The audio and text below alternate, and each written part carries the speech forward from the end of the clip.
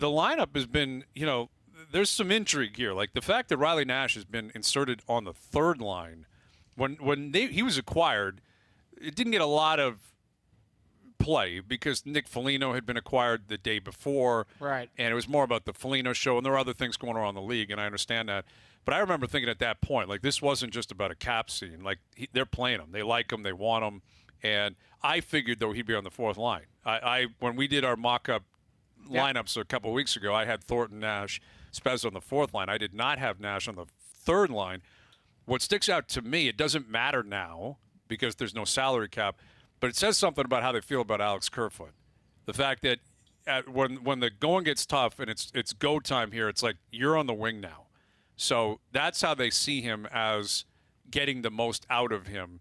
And I'm not sure what that says about his future. You can't be paying a guy $3.5 million to play on the wing on the third line when you got $40 million tied up in 4 guys on the first 2 lines. Well, it seemed like it they made happen. that decision, Hayes, like early in the season, where they went in. Remember, they went in saying we want to have this third line. It was Mikheyev, it was Kerfoot, it was Hyman, and they said we really want to have this line. Keefe did that we can use like in the defensive zone. We want to have this defensive kind of grind line, and then it didn't work. Like Hyman had to get moved around, and it became clear that Kerfoot couldn't be your anchor of that kind of line.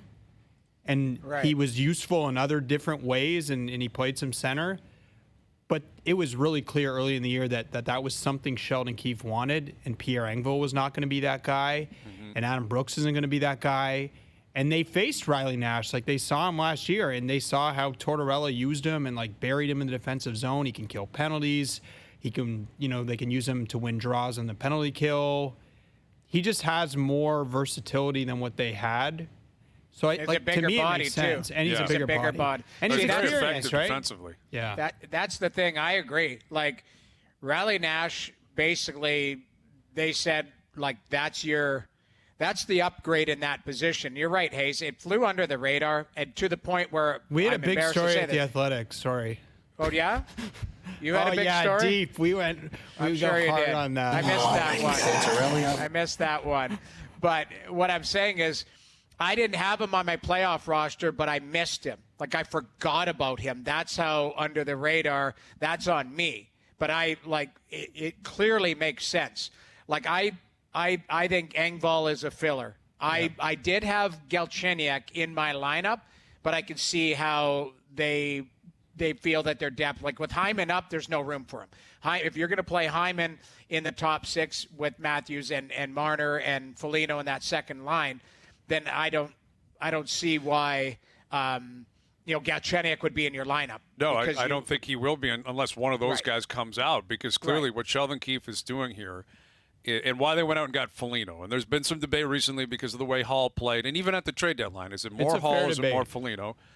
Yes, it is, but I think I know the reasoning. Whether you agree with it or not, is they saw Matthews, Marner, Tavares, Nylander, and they saw Hyman work with both, and they said, we need to find a Hyman-esque player, and that's why they went out and got Foligno.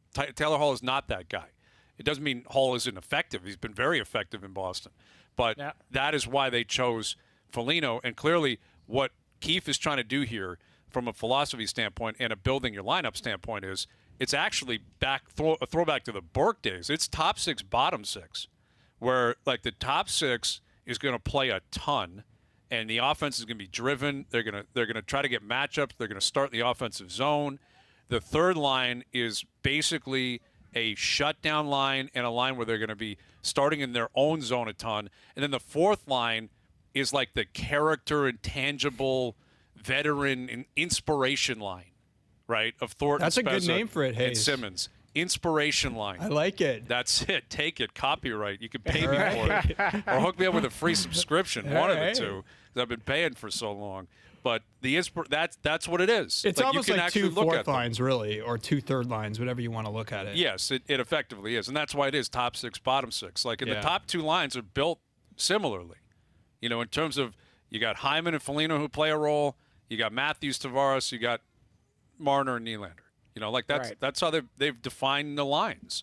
And I don't know if it'll stick. I expect that it probably won't, based on injuries, based on play, how the series all play out. But I can see that's where Keefe is going, and that's what he's done here. And I like it. I like the way it looks, 1 through 12. We'll find out come tomorrow night or come Thursday night.